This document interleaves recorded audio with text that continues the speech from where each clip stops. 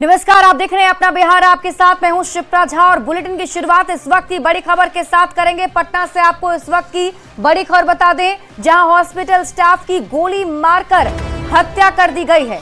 NH 30 पर अमित की गोली मारकर हत्या कर दी गई। मौके से 3 खोखा और 2 कारतूस बरामद किए गए हैं। जक्कनपुर थाना क्षेत्र की घटना बताई जा रही है।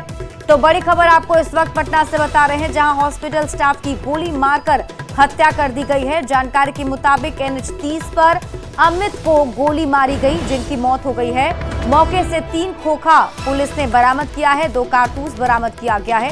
जक्कनपुर थाना क्षेत्र की घटना बताई जा रही है। न्यू बाईपास पे जो ये जंक्शन है जक्कनपुर और बेउर थाना का, यहाँ पे एक नवयुवक को गोली मारी गई है। और अभी हम लोगों को जांच में पता चला है कि इनका नाम अमित कुमार है, जो अपने अर्ली 30s में है। पास ही में फोर्ड हॉस्पिटल है, वहाँ पे ये कार्यरत थे, मेडिकल स्टाफ है। और ये खगौल के रहने वाले हैं। 2 अज्ञात लोग एक बाइक से आए थे और इनको यहाँ पे गोली मार करके फरार हो गए हैं। घटनास्थल से हम लोगों को 3 खोखा और 2 लाइव राउंड मिला है। हम लोग आगे की तहकीकात कर रहे हैं, बहुत जल्दी इनकी गिरफ्तारी सुनिश्चित की जाएगी। राजधानी पटना में अपराधियों ने आज एक बार फिर से पुलिस को खुली चुनौती दी है और दुस्साहस का परिचय देते हुए फोर्ड हॉस्पिटल, ठीक हमारे बगल में ये फोर्ड हॉस्पिटल है, और इसके रिसेप्शनिस्ट अमित कुमार की गोली मारकर हत्या कर दी है। ठीक फोर्ड हॉस्पिटल के बगल में ये नेशनल हाईवे 30 है, जहां की तस्वीर हम आपको दिखा पा रहे हैं। नेशनल हाईवे 30 पर कंस्ट्रक्शन का वर्क चल रहा है और यहीं पर फोर्ड हॉस्पिटल से निकलकर अमित कुमार सिंह, जो अमित कुमार खगौल इलाके के रहने वाले हैं, वो बाइक से जा रहे थे और बाइक सवार अपराधियों ने उनको टारगेट कर 5 गोलियां चलाई हैं। और पुलिस ने मौके से 3 गोलियों के अलावा 2 खोखा बरामद किया है। सीसीटीवी फुटेज से अपराधियों की पहचान की जा रही है कि किन अपराधियों ने इस घटना को अंजाम दिया। सीसीटीवी फुटेज पुलिस ने ले लिया है और फिलहाल उसे आइडेंटिफाई करने की कोशिश की जा रही है कि किन अपराधियों ने अमित की गोली मारकर हत्या कर दी है। अभी हाल ही में आपको पता होगा, एशियन हॉस्पिटल के मालकिन की गोली मारकर हत्या कर दी गई थी और हॉस्पिटल में ही अपराधियों ने उनको गोलियों से छलनी कर दिया था, जिसमें बाद में उनके हस्बैंड समेत कई लोगों की गिरफ्तारियां हुई थी। देखना होगा इस मामले में पुलिस कैसे इन्वेस्टिगेट करती है। यहाँ पर किस पद पर थे अमित जी, किस पद पर काम करते हैं? कैश काउंटर पर बैठते। कैश काउंटर पर। आज हॉस्पिटल आए थे? नहीं, आज तो मैंने नहीं देखा। आज तो हम 1:20 पर ऑटो से आए थे। मतलब दिन से काम कर रहे हैं अमित जी यहाँ पर? वो तो बहुत दिन से काम कर रहे हैं। बहुत दिन से काम करते हैं। पुराने हैं आप लोग यहीं के स्टाफ हैं? हम लोग ड्राइवर हैं। अच्छा, पुराने स्टाफ कितने दिनों से? नहीं, हम तो 3 महीना से। 3 महीना से। और पुराने स्टाफ? हाँ, वो पुराने स्टाफ। इस घटना को किस रूप में आप लोग दहशत हो? हम लोगों को कुछ नहीं मालूम हो इससे। हम लोग तो यही है, हम लोग तो यहाँ कंटिन्यू। डर नहीं लग रहा आपको कि मेडिकल स्टाफ है, उनकी गोली मारकर हत्या? तो हम लोग तो खुद हम लोग इसमें रहते हैं, हम हर टाइम दहशत में रहते ही हैं। क्या नाम होता? मेरा नाम रिजवान हुआ। आपका नाम? राजेश कुमार। राजेश जी हैं। रिजवान जी बता रहे हैं कि इस घटना के बाद से दहशत है। निश्चित तौर पर एक बड़ी घटना, देखना होगा पुलिस इस चुनौती से कैसे निपटती है। लेकिन अपराधियों के अगर मंसूबे की बात करें तो अपने मंसूबे में वे सफल रहे हैं और इस बड़ी वारदात को अंजाम देकर अब वो फरार हो गए हैं। देखना होगा पुलिस कैसे मामले का उद्भेदन करती है और प्राइमा फेसी क्या इन्वेस्टिगेशन के बाद बात निकलकर सामने आती है। लेकिन निश्चित तौर पर एक बड़ी वारदात से राजधानी पटना में सनसनी फैल गई है। कैमरा पर्सन सुबोध कुमार के साथ संजय कुमार, न्यूज 18 पटना। पटना में राहुल गांधी के पोस्टर को दूध से नहलाने के मामले पर बीजेपी ने चुटकी ली है। बीजेपी प्रवक्ता नीरज कुमार ने कहा कि हिंदू धर्म में जिंदा रहते दूध से नहलाने की परंपरा नहीं है। राहुल गांधी को कांग्रेसी अभी से ही क्यों भेजना चाहते हैं? दरअसल गुरुवार को सदाकत आश्रम में कांग्रेस नेताओं ने जातीय गणना के फैसले पर राहुल गांधी के पोस्टर और भीमराव अंबेडकर की प्रतिमा को दूध से नहलाया था। इसी पर बीजेपी ने चुटकी ली है। सदाकत आश्रम में राहुल गांधी जी को दूध से नहलाया गया। हिंदू धर्म में तो ऐसा कहीं नहीं है कि जीवित व्यक्ति को दूध से नहलाया जाए। क्यों कांग्रेसी राहुल गांधी को जिंदा ही ऊपर भेजने के चक्कर में है, समझ में नहीं आ रहा। दरअसल राहुल गांधी जी देश को ऊपर भेजने के चक्कर में है और कांग्रेसी भी लगता है कि इस बात को समझ रहे हैं, बिहार के कांग्रेसी भी, इसलिए जिंदा रहते ही उनको दूध से नहलाने का ये लोग प्रयास कर रहे हैं। बाबा साहब भीमराव को भी दूध से नहला, ये बात तो समझ में आती है, वो स्वर्गीय है। राहुल गांधी तो भी स्वर्गीय नहीं है। बीजेपी सांसद मनोज तिवारी ने सीएम नीतीश कुमार को लेकर बड़ा बयान दिया है। पटना में मनोज तिवारी ने विपक्ष के उस बयान पर हमला बोला जिसमें बीजेपी की तरफ से सीएम नीतीश कुमार को साइड लाइन करने की बात कही जाती है। उन्होंने कहा कि नीतीश कुमार ना कभी साइड लाइन थे, ना कोई शक्ति उनको साइड लाइन कर सकती है।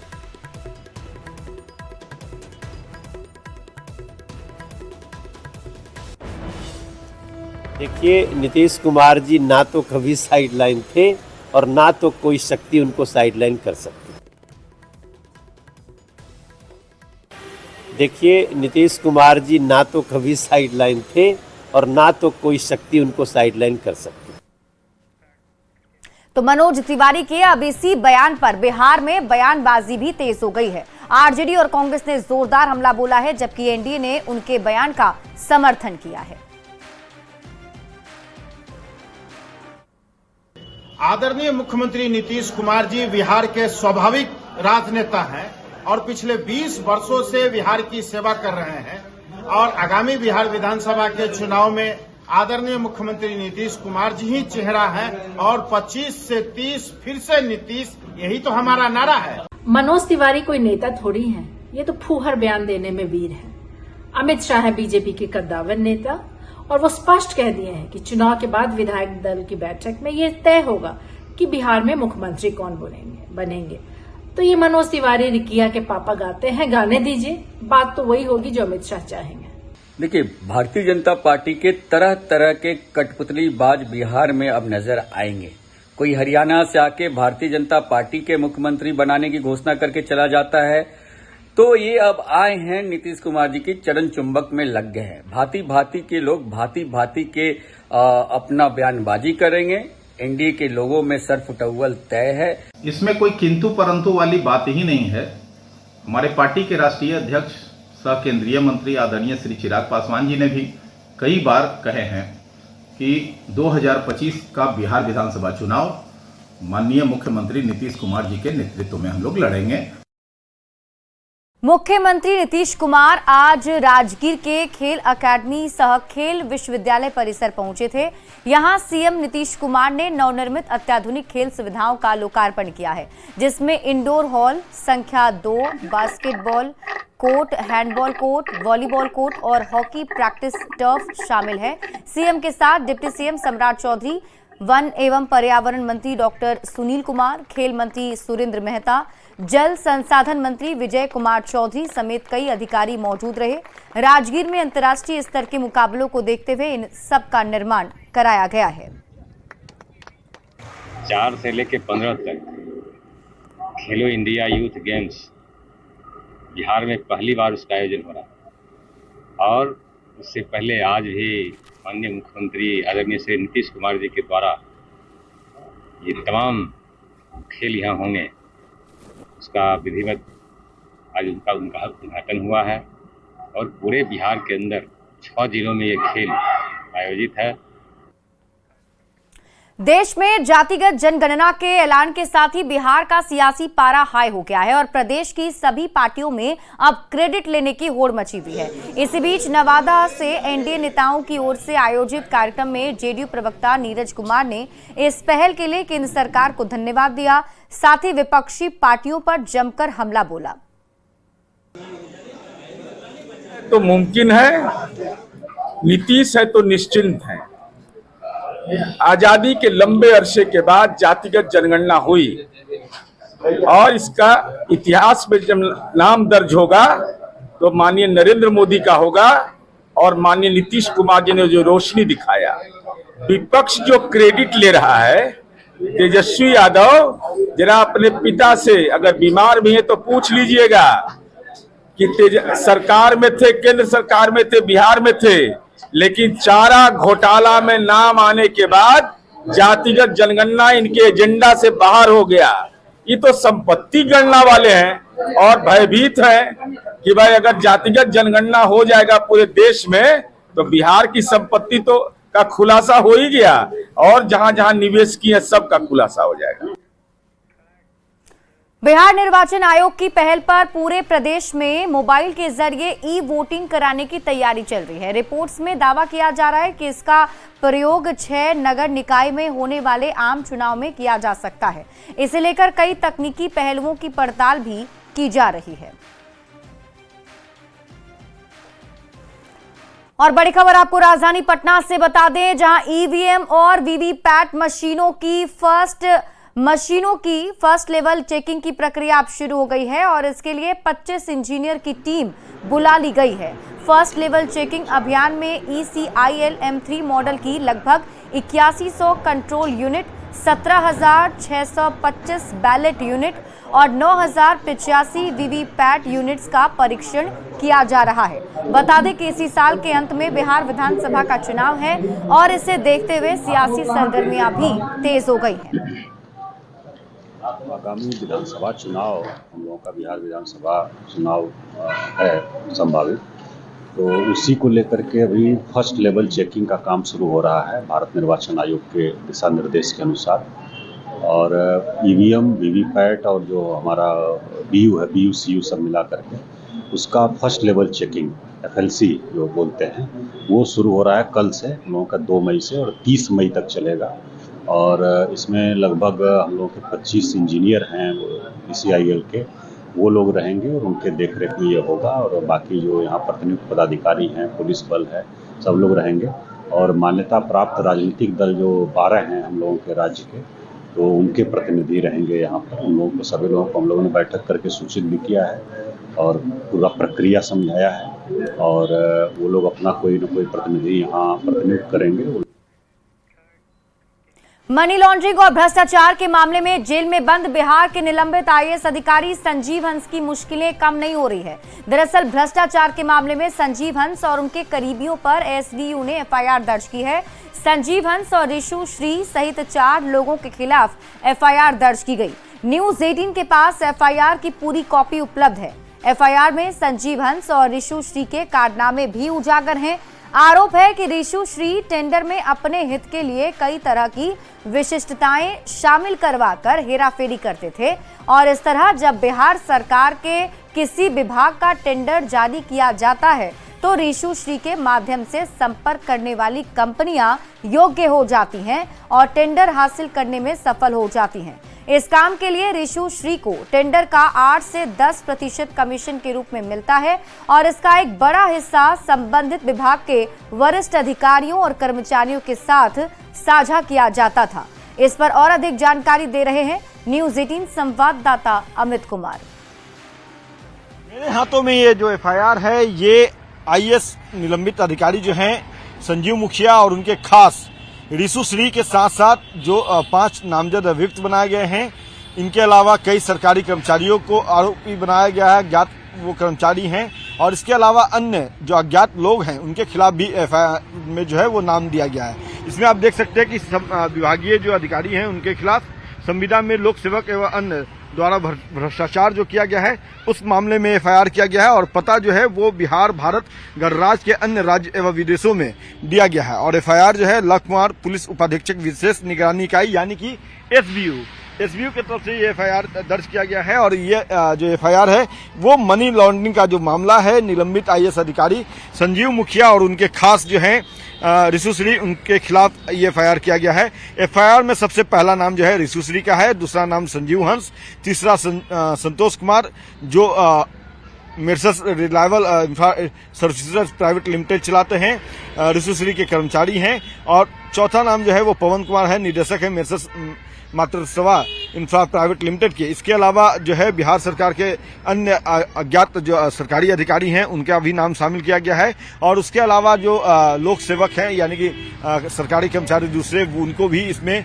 अज्ञात का नाम लिखा गया है, अज्ञात के खिलाफ FIR किया गया है। साथ ही साथ जो ठेकेदार हैं, अन्य लोग जो हैं उनके विरुद्ध भी ये जो है FIR में नाम अंकित किया गया है। और आरोप जो है वो ये है कि रिशु श्री जो है वो टेंडर में अपने हित के लिए कई तरह के विशिष्टताएं शामिल करवा करके हेराफेरी करते थे और संजीव हंस जो है उनका सह होने प्राप्त था। और इस तरह से जब बिहार के किसी भी सरकारी जो विभाग है वहाँ टेंडर जारी किया जाता था तो ऋषिश्री जो है वो अपने सोर्स का इस्तेमाल करके, संपर्क का इस्तेमाल करके कंपनी योग जो है वो उनकी कंपनी को अपने टेंडर के योग कर लेते थे और उसके बाद टेंडर हासिल कर लेते थे। तो कुल मिलाकर के कह सकते हैं कि ऋषिश्री और जो संजीव हंस है निलंबित IAS अधिकारी के साथ साथ उनके कर्मचारी, उनके जो सहयोगी थे इस काले खेल में पूरे तौर पर संलिप्त थे। अब इन सबके खिलाफ स्पेशल विजिलेंस यूनिट यानी कि विशेष निगरानी इकाई में जांच जो है वो शुरू कर दी गई है और जांच के बाद जो तथ्य आएंगे, जो ईडी ने साक्ष्य दिए हैं, इसके आधार पर आगे जो छानबीन और SBU अपने स्तर से करेगी, उसके आधार पर इन अधिकारियों और जो बिचौलिए हैं उनके खिलाफ कड़ी कानूनी कार्रवाई जो है वो बिहार सरकार करेगी। लेकिन ये कब तक होगा ये देखना सबसे अहम होगा। कैमरा पर्सन मनीष जुनेजा के साथ अमित कुमार, न्यूज 18 पटना। और अगली खबर आपको खगड़िया से बताते हैं, जहां DFO ने अनुशासन भंग के आरोप में 4 महिला शिक्षिका को निलंबित कर दिया है। पिछले दिनों महिला शिक्षिकाओं की लड़ाई का एक वीडियो सोशल मीडिया पर वायरल हुआ था और उसी वीडियो पर कार्रवाई करते हुए DEO ने पहले जांच का आदेश दिया। जांच में दोषी पाए जाने के बाद अब 4 महिला शिक्षिका को निलंबित कर दिया गया है। लगार स्कूल में, प्राथमिक विद्यालय लगार में, वहाँ पे शिक्षक लोग आपस में लड़ गए थे किसी बिंदु को लेकर। तो हाजिरी का, उपस्थिति का मामला था। 2 उसमें TRE शिक्षक थे और एक दूसरी शिक्षिका थी और एक नियोजन। 4 शिक्षक और प्रधान शिक्षिका के हस्बैंड भी आ गए थे। मारपीट किया गया, शिक्षक की छवि को धूमिल किया गया। तो हम लोगों ने स्पष्टीकरण किया, उनके कारण इच्छा के जवाब के बाद से पाया कि इन्हें नहीं दंड के लायक है, तो हमने विभागीय कार्रवाई के तहत उनको निलंबित किया है।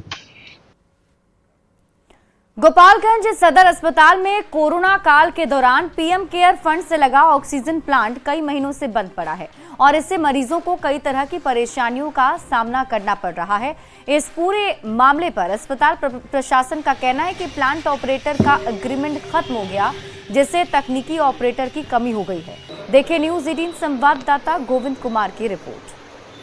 कोरोना काल में PM केयर फंड से लगाए गए ऑक्सीजन जनरेट प्लांट इस वक्त मामूली फॉल्ट की वजह से बंद पड़ा हुआ है। सदर अस्पताल कैंपस में लगा ये ऑक्सीजन प्लांट पिछले 3 महीने से बंद पड़ा हुआ है। PM केयर फंड से ये ऑक्सीजन प्लांट लगा था और इसका उपयोग मरीजों को ऑक्सीजन देने के लिए किया जाता था। चूँकि ऑक्सीजन यहाँ बनता था और इसी ऑक्सीजन से सदर अस्पताल के इमरजेंसी वार्ड हो, लेबर वार्ड हो, PICU वार्ड हो या फिर SNCU वार्ड हो, सभी वार्डों में पाइपलाइन के जरिए मरीजों तक ऑक्सीजन की सप्लाई की जाती थी। लेकिन मामूली फॉल्ट की वजह से पिछले 3 महीने से ये ऑक्सीजन प्लांट बंद पड़ा हुआ है। ऐसे में अस्पताल प्रशासन को अब सिलेंडर से महंगी ऑक्सीजन मंगाकर मरीजों की जान बचानी पड़ रही है। कुछ लोग भी हैं, इनसे ही बात कर रहे हैं। ये बताइए कि ऑक्सीजन प्लांट जो है बंद होने से क्या क्या नुकसान हो रहा है? सर बहुत नुकसान है और पब्लिक आती है तो अब सिलेंडर अगर ख़त्म हो जाता है तो जान जाने की चिंता है। लेकिन पहले जब प्लांट हमारे चलती थी, रिफिलिंग होता था पाइप के द्वारा, तो डायरेक्ट ऑक्सीजन मिलती थी। इससे पब्लिक को और मरीज वालों को सहूलियत होता था। अभी महंगा ऑक्सीजन आ रहा है, खरीद के आ रहा है। बजट में भी राहत मिलती थी। बजट में भी राहत मिलेगा आपको। तो बंद जाने से फ़ायदे होंगे? बहुत फ़ायदे होंगे सर। इसको चालू करवाया जाए जल्द से जल्द। हम चाहेंगे कि अस्पताल प्रशासन इसको चालू कराए। तो ये PM केयर फंड से लगा हुआ ऑक्सीजन प्लांट है और लोगों की भी मांग है कि ये PM केयर फंड से लगा ऑक्सीजन प्लांट जल्द चालू हो ताकि मरीजों को इलाज में सहूलियत मिले। क्योंकि जब भी ऑक्सीजन सिलेंडर की सप्लाई ख़त्म होती है तो ऑक्सीजन सिलेंडर बदलना पड़ता है। ऐसे में कई बार मरीज की जान भी जाने की स्थिति बनी रहती है। तो ऑक्सीजन प्लांट चालू नहीं होने की वजह से इसका खमियाजा न सिर्फ मरीजों को भुगतना पड़ रहा है बल्कि अस्पताल प्रशासन का भी बजट कई गुना बढ़ गया है। गोविंद कुमार, न्यूज 18 गोपालगंज। दरभंगा के घनश्यामपुर थाना क्षेत्र में राजस्थान से वापस लौट रहा एक परिवार भीषण सड़क हादसे का शिकार हो गया और इस हादसे में एक की मौत हो गई है। 5 लोग गंभीर रूप से घायल हो गए हैं। सभी घायलों को इलाज के लिए सदर अस्पताल में भर्ती करा दिया गया है, जहां उनकी स्थिति नाजुक बनी हुई है।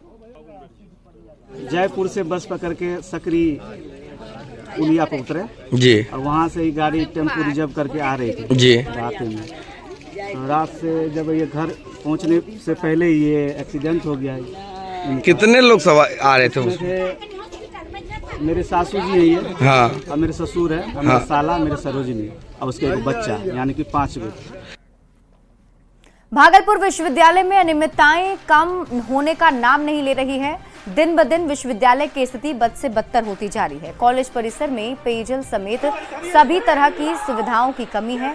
विश्वविद्यालय में पढ़ रहे छात्रों की शिकायत है कि उनकी लाख शिकायत के बाद भी विधि व्यवस्था में किसी भी तरह का बदलाव नहीं दिख रहा है। पानी का समस्या सर बहुत बार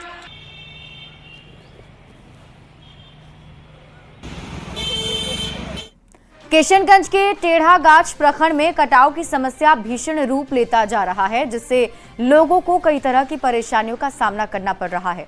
नदी का कटाव होने से और बारिश के दिनों में नदी का जलस्तर बढ़ने से धीरे धीरे नदी गांव की ओर बढ़ रही है। यही वजह है कि रतवा नदी का जब भी जलस्तर बढ़ता है पूरा इलाका बाढ़ की चपेट में आ जाता है। जो कि रतवा नदी, ये पुराना टेढ़ागाछ है जो कि यहाँ नदी कटाव से हम लोग बहुत परेशान हैं। यहाँ 2023 से ही नदी का बहुत प्रभाव रहा है। इतना बार हम लोगों ने सारे नेताओं को बोले, मुखिया सरपंच जो भी हैं सबको बोले हैं, आज तक कोई भी ध्यान नहीं दिया है। गांव कट रहा है, हमारा बच्चा सब स्कूल नहीं जा पा रहे हैं। रास्ता उस्ता है, पक्की सड़क भी नहीं है इस गांव तक आने के लिए। वही सड़क है, वही सड़क। क्या क्या सुविधा है यहाँ? सरकार का कोई कल्याणकारी योजना इस गांव तक नहीं पहुँचा है।